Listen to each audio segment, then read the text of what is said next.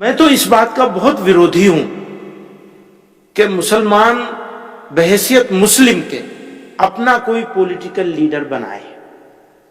इसका विरोधी हूं और इसको मैं मुसलमानों की मुखालिफत समझता हूं।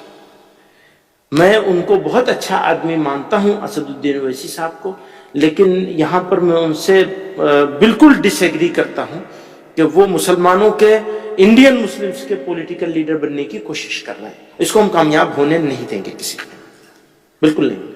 आप हैदराबाद के पॉलिटिकल लीडर बन जाइए, वो ठीक है, मुझे वहां तक भी मंजूर है कि वो आंध्रा और तेलंगाना के बन जाए, इससे आगे नहीं जाना चाहिए। महाराष्ट्र में नहीं आना चाहिए, बिल्कुल नहीं आना चाहिए। आपकी दूसरे नंबर पर मुसलमानों को बहैसियत मुस्लिम अपना कोई सियासी लीडर नहीं चुनना चाहिए, ये भी गलत सोच है। हिंदुस्तान एक आजाद मुल्क है, लीडर साहब, जनरल सेक्रेटरी साहब, कोई भी यहाँ पर अपना सियासी लीडर चुन सकता है। हिंदू मुसलमान को चुन सकता, मुसलमान हिंदू को चुन सकता है। आपको कहने का अधिकार नहीं है कि हम किसी को महाराष्ट्र की सरजमीन पर उनकी जमात को हम फैलने नहीं देंगे। आपकी जुबान से ये बात शोभा नहीं देता। उनका इशारा मैं साफ लफ्जों में नाम लेता हूँ। हमारी शरीयत को बचाने का काम सीना तान कर पार्लियामेंट के अंदर अगर कोई खड़ा था तो मजलिस इत्तेहादुल मुस्लिमीन का वो लीडर असदुद्दीन अवैसी था।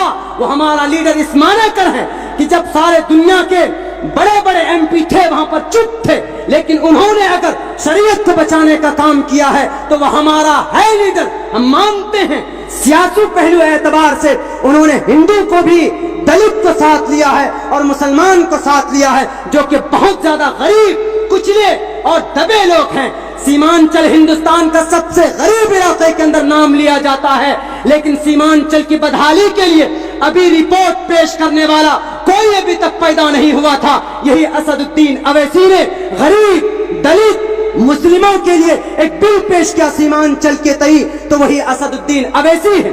तलाक के खिलाफ हिंदुस्तान की संविधान को सामने रखते हुए तलाक एक्ट सिविल कानून को क्रिमिनल एक्ट में डालने वाला वो लोग गद्दार हैं जिन्होंने हमारी शरीयत की तरफ, शरीयत को बदलने की बात की। तन्हा आवाज बुलंद करने वाले कहां थे आप, कहां थे? मगरमच्छ के आंसू बाद में बहाते हैं। मासूम बच्चियों का अपहरण कर लिया जाता है, कभी कभी तो निहत्थे लोगों की हत्या कर दी जाती। उस वक्त आप कहां पर बैठे हुए होते हैं? बाद में आते हैं आप मगरमच्छ के आंसू बहाने के लिए।